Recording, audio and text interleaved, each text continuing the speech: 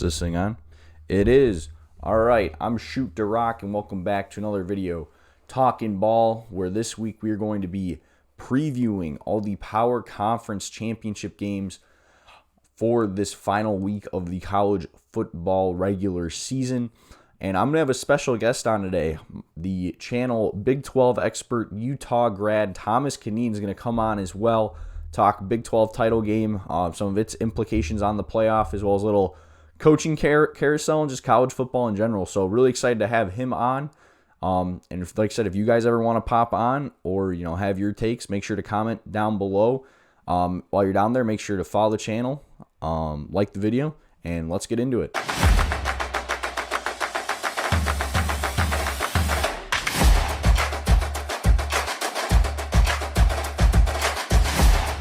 All right, so we're going to start backwards here with the Saturday night game with the number 2 ranked Indiana Hoosiers, the number 1 ranked Ohio State Buckeyes, both undefeated, the two last undefeated teams in the country, playing for the Big Ten title, 8 Eastern on Fox Saturday night.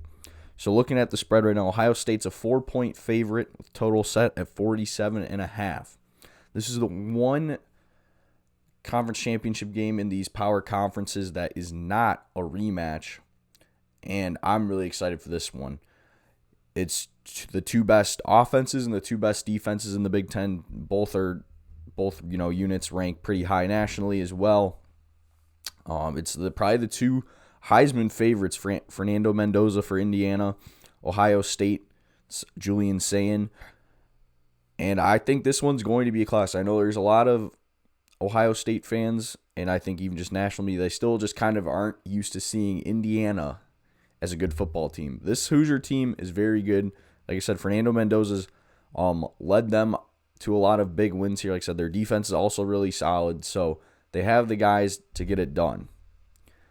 The big thing for me in this one, can Mendoza limit some of the turnovers he's had in some of these games? He threw an interception late against Penn State, granted then led a great game-winning drive. He also had an interception against Oregon, which again, same thing, bounces back. But this Ohio State defense, very good at forcing those said takeaways, and I think they can maybe do that again. I think their offense is too good where, Indiana's defense won't necessarily be able to stop them and kind of get Mendoza's back. Now, if they can limit the turnovers, I could see Indiana winning this game. I think it's going to be a close game. I'm probably going to take, if I'm a betting man, take the spread there of 4 points. I think this is going to be a 3-point game.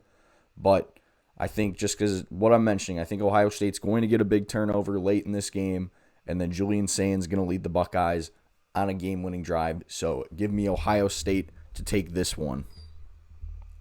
Then we move on to the SEC Championship. At 4 Eastern time on ABC, the third-ranked Georgia Bulldogs, 11-1, take on the 9th-ranked Alabama Crimson Tide, who are 10-2. Georgia's currently a 2.5-point favorite, with the total set at 48.5. So, these two teams have already played once this year. Alabama went into Athens, took down the Bulldogs 24-21.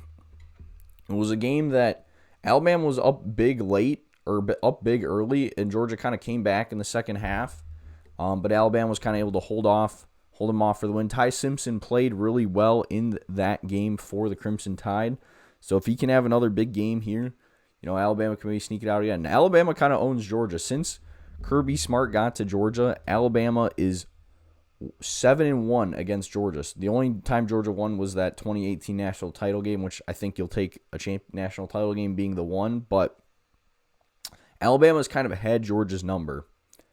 However, in the last month, if I had to tell you which one of these two teams I think is playing a lot better, it's Georgia. I mean, Alabama, they just kind of sneak by against Auburn last week. They lose to Oklahoma a couple weeks ago. They had the game against South Carolina where they didn't look great. I really don't think this Alabama team is playing their best football down the stretch here, which is kind of something we saw a little bit last year with Kalen DeBoer leading this Alabama team. I mean, they had that late loss to Oklahoma last year that kind of cost them. Whereas Georgia, on the other hand, I feel like they've looked really good. They've looked stronger as the season has gone on here since that Alabama game. Looked really dominant against Texas. Gunnar Stockton's been playing well, so if he can continue to keep that up, And Georgia can really get their run game going. I think the Bulldogs can kind of get the monkey off their back a little bit, take down Alabama, and clinch that bye for them in the first round. So for that reason, I'm going with Georgia in this one. Then the final Power Conference Championship game, another rematch. We have the 7-5 Duke Blue Devils taking on the 17th ranked 10-2 Virginia Cavaliers. That game's at 8 Eastern on ABC. Virginia currently 4-point favorite in this one with the over-under of 57.5, so they're thinking it's going to be a high-scoring one. And honestly, after this first meeting between these two teams, I don't blame them. Virginia beat Duke 34-17 in the first time they played, and that was just a couple weeks ago. The Cavaliers looked like the much more dominant team in that one. And I don't know, that's just kind of the funny thing here that Duke, a 7-5 team, is in the conference championship game, because granted they went 0-3 in their non-con, and then just by some weird tiebreakers ended up getting in. So I will say, it is tough to beat a team twice in a year. I think that's kind of what Duke has to rely on, is hope that, they can really kind of look back on that tape from a couple weeks ago where, they just really did not have much going. Like I said, they scored 17 points, but it was late in the game. They turned the ball over. It just wasn't really a great game for the Blue Devils. But like I said, it's tough to beat a team twice. Darian Mensah, I don't really think had a great game in that game against Virginia for the Blue Devils. So if he can maybe kind of step that up a little bit, have a bit better game. Duke, I would say, has the better offense. Let me see. I'm just looking at these stats again here. Yeah, of the two teams, Duke definitely has the better offense, ratings-wise. Virginia probably has the better defense, but I know everyone wants Duke to win because then, it creates this path for James Madison. They think that would be a lot of fun to get the Dukes of James Madison in, but I don't know.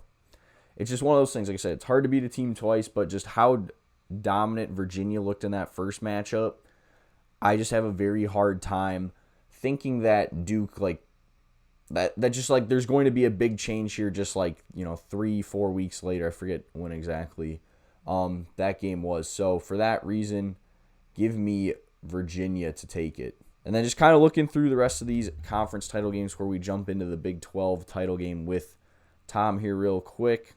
The big ones, like I mentioned, Friday night, Troy, James Madison. James Madison's 11-1. If they win this game against Troy, which they are 23.5-point favorites in, and Duke wins, I think James Madison probably finds themselves in the playoffs. So if Alonzo Barnett the third and company can kind of take care of business, then they should be in if they get their help. So the other game on Friday night here, 24th ranked North Texas heads to 20th ranked Tulane at 8 Eastern on ABC. North Texas 2.5-point favorite in that one with a total of 66.5. This game, the quarterback plays going to be a lot of fun. Drew Mestamaker leading North Texas. You can see they're throwing for nearly 4,000 yards on the year, 29 touchdowns against Jake Retzloff, who was at BYU last year. He's a really solid quarterback as well. I mean, this game is essentially a playoff game. The winner is either going to get that 12 seed, or if somehow Duke pulls it off, then they'll probably get the 11 seed. So, big game there. I'm probably going to go with North Texas in that one. I've just been a little bit more impressed with what I've seen from them this year. Tulane in their bigger games that they got dominated by Ole Miss. Granted, Ole Miss is a playoff team, but then lost pretty badly to UTSA, who's not good. So I'm probably going to go with North Texas in that one. So let's now get over to the Big 12 preview with Tom. All right, so we are joined by Big 12 expert Thomas Conneen. Tom, thank you for hopping on today. How you doing, my man? Good. How are you? I mean, I'm crazy to think 5 years ago I'd be coming on the pod as a Big 12 expert, but here we are. That's the current landscape of college sports. Gotta love it. So we'll start with that actually, because like I said, you're a Big 12 guy here, as you can see from your hat. More of a Utah guy, but because of that, you like to talk a Mhm. lot of BYU, and I want to You're get your kind of input on this whole Kalani Sitake. It looked like maybe he was leaving to go to Penn State, and then last minute BYU, kind of finds the money, swoops in, and keeps him there. So I want to get your take on that.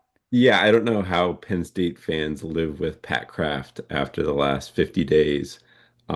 Whether or not you agree with firing James Franklin, you had to have had a better plan than trying to take a prominent Mormon coach from the prominent Mormon school. When it kind of came out Sunday that they were targeting him, I was pretty surprised because, again, he was not an East Coast guy. He didn't fit Penn State. Obviously, I just felt like Satake was using it for leverage, which is kind of what he ended up doing.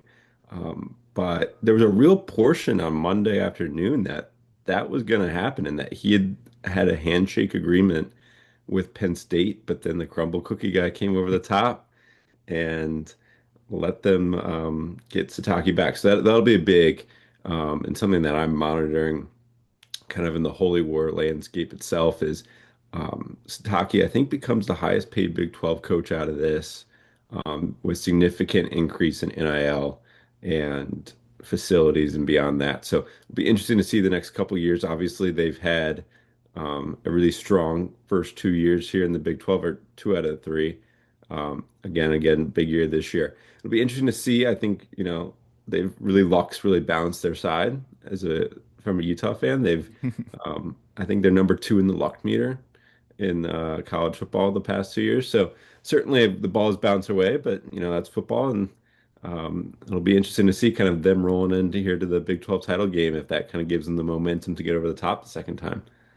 Yeah, from what it's sounding like here, it's kind of these two schools, Texas Tech and BYU, are the ones where they're getting these big donors, kind of people just coming out of the woodworks, where some very high NIL budgets. So we'll see how that kind of goes. So yeah, let's get into it. Like I said, we have the Big 12 championship game here at noon Eastern on Saturday on ABC. 11th ranked BYU 11 and 1, fourth ranked Texas Tech also 11 and 1.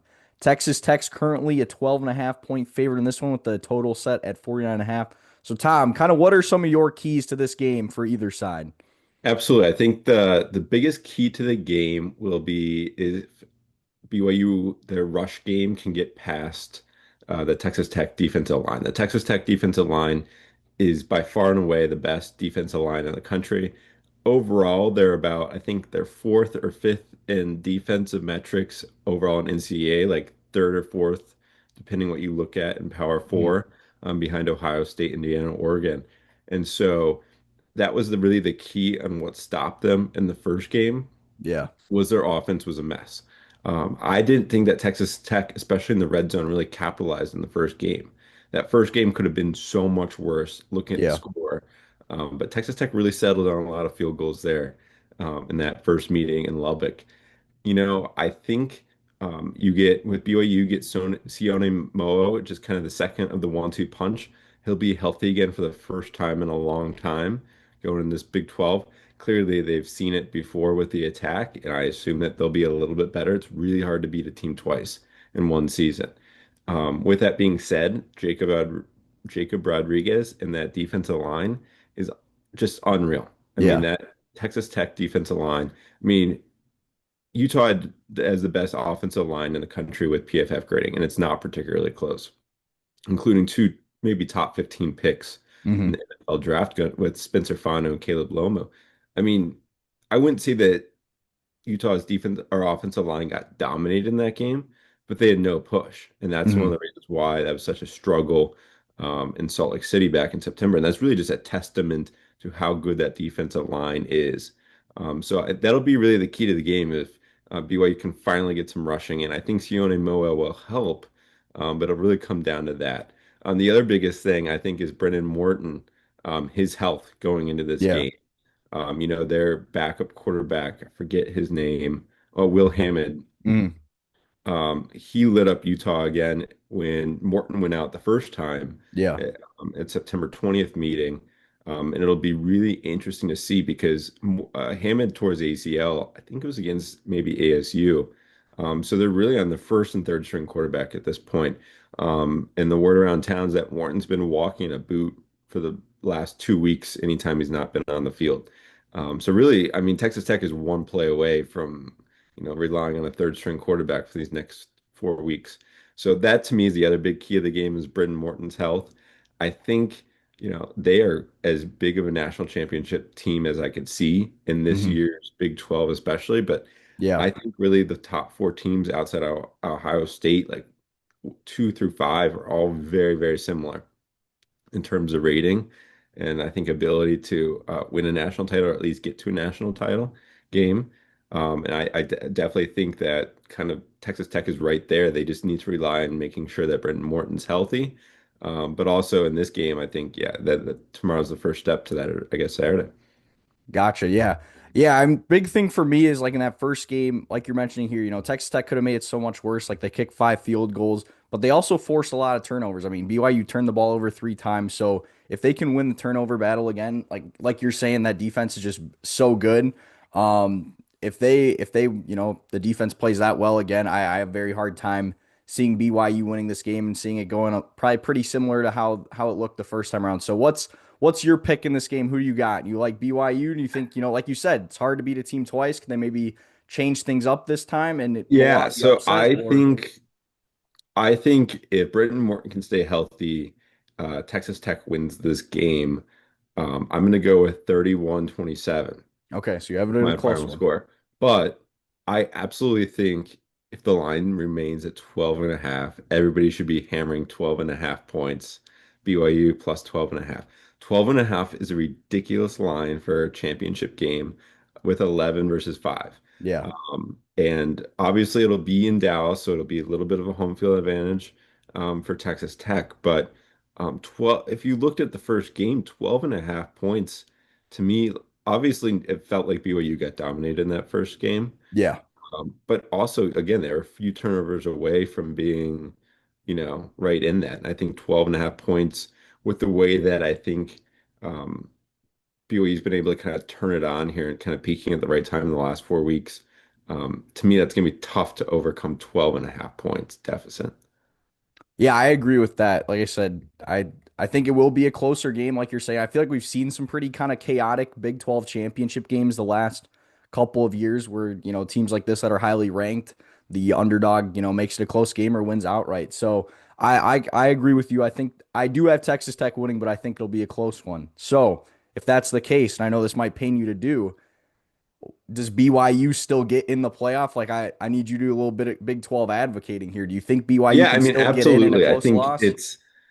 what's really interesting about this is I think right now, if Utah was on 11-1, with the same, obviously with the schedule that they played, which was a somewhat similar schedule, I think Utah is comfortably in because Hmm. the committee made it shown that they were borderline 12 up until 2 weeks ago, Yeah. where Utah got penalized for close wins, which is a whole nother tangent.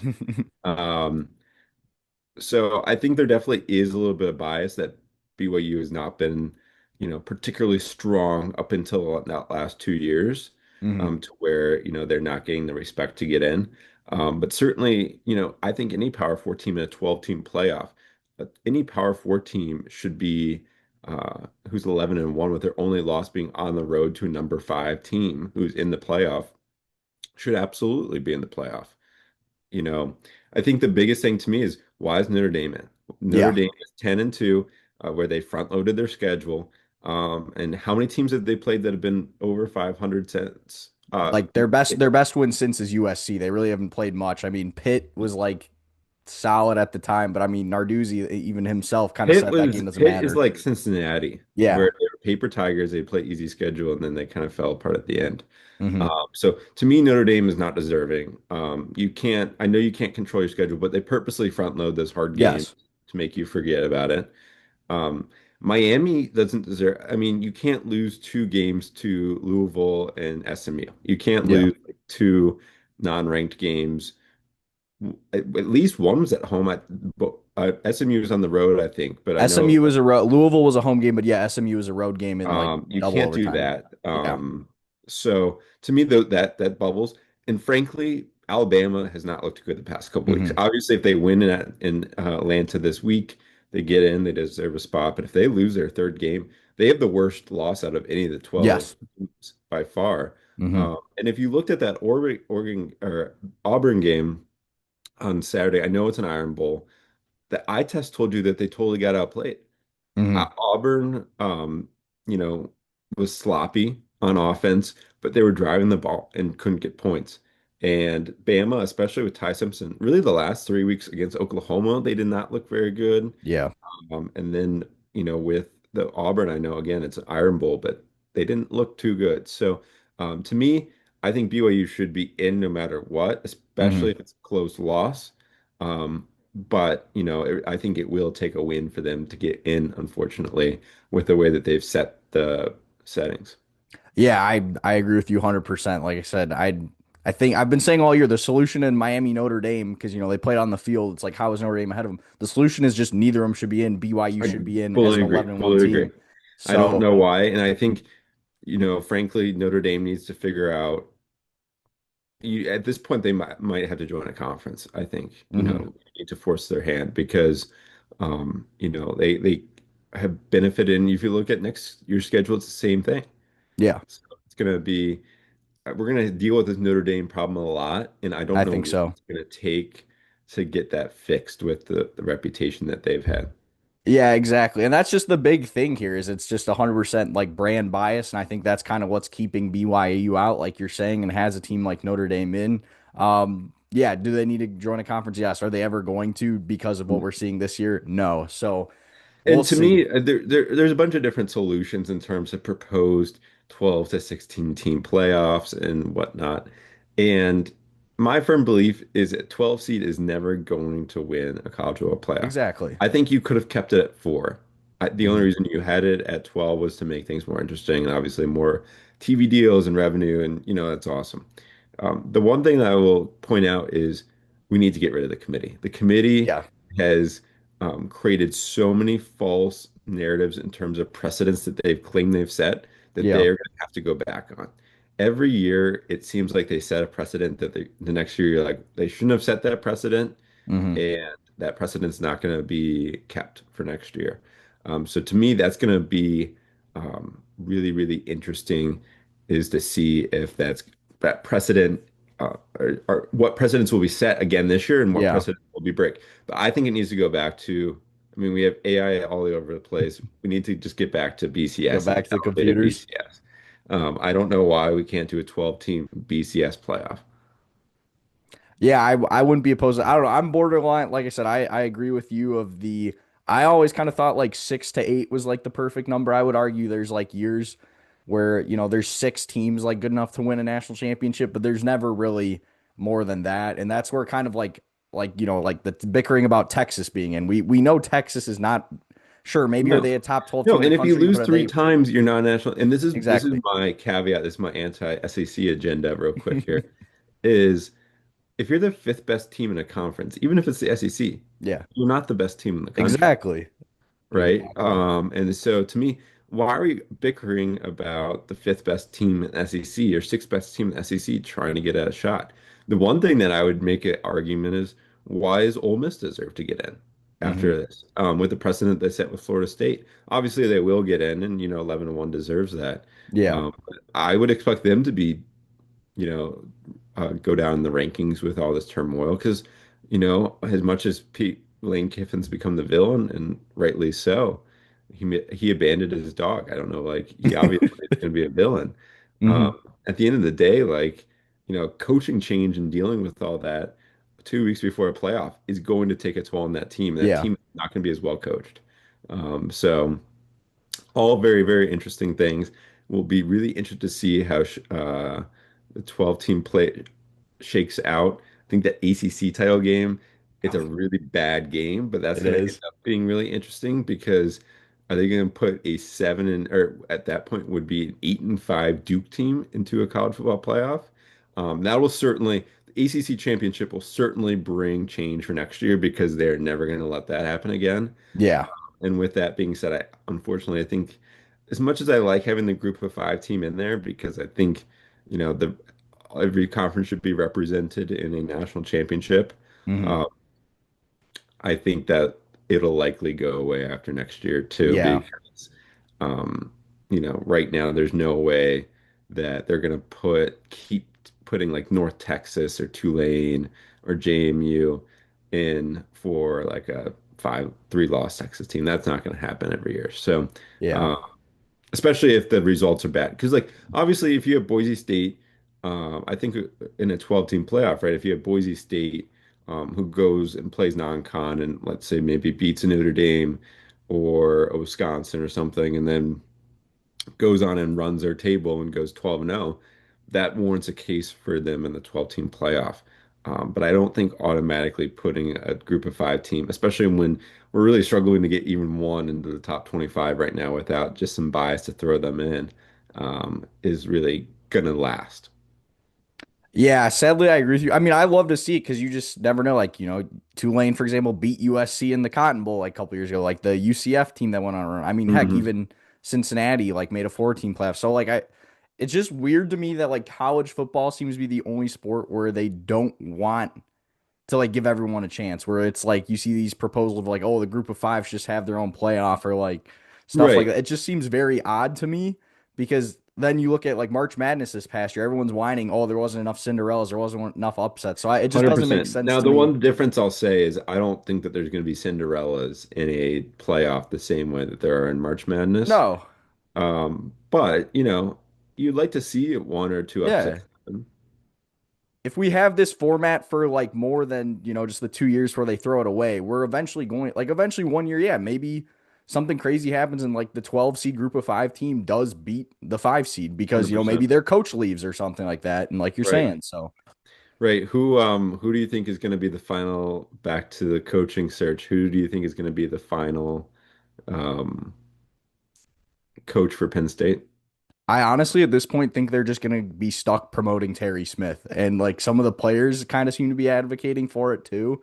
And like how we just started, it's just like how they handled it was maybe the worst possible thing. Like I said, even if you think oh, let's get rid of James Franklin. And that's just my biggest thing I've said here as for a while as an Ohio State fan is like Penn State was thinking that they're on the level of like an Ohio State and a Michigan for like getting Hmm. candidates, and they just aren't. So I just think it was just a completely just like not No, well in college planned. football, we see this all the time. Good is the enemy of great. Yes. Schools don't know what they are, and they all, especially schools like Penn State, you could maybe throw in. Ole Miss was a little bit like this Hmm. with Lane Kiffin. Yeah. But there's that tier two of schools that in the right year could potentially win a national championship, no doubt. But they're not year in, year out title contenders. Exactly. And so, getting rid of a 10 and 2, 11 and 1 coach, whether or not you think that James Franklin lost the locker room, was definitely a bigger deal than just rushing to buy him out after, a tough Oregon loss to a number three team or Yeah. four team in the country. And then obviously Drew Aller goes out during Penn State, that or during UCLA, and that to me like seemed like a rush job. At least wait through the end of the year to get a better place. But I could see Brian Dable if they don't end up I could going see with that. Terry Yeah. Smith. But at this point, I think Terry Smith's a disastrous hire. Oh, And 100%. this reminds me a lot after Tom Osborne at Nebraska in the 90s, where Tom Osborne's predecessor ended up coming in and was not, I think he went like 11 and 1, 10-2. I forget the name. He went 11 and 1 and 10 and 2 for about, 6 or 7 years. And they ended up firing him because that wasn't the national championship ways that Tom Osborne set. Hmm. And it'll be really interesting to see because, I think I read that Nebraska hasn't lost less than 4 games since they fired him, which has been 25 years almost. Yeah. So I think Penn State really, really runs the risk of, setting their program back decades with this hire.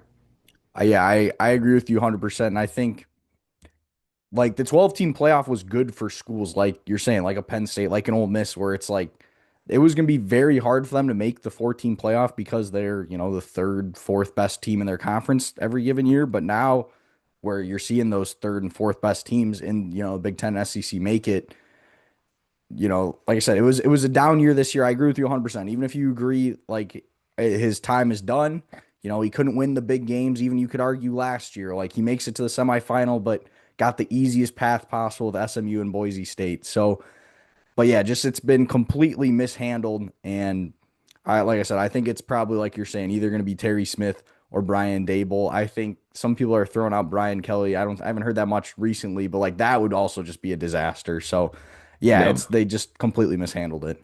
One more before we go. What are your predictions for Ohio State, Michigan, and what were your final thoughts on the signing day yesterday, early signing day?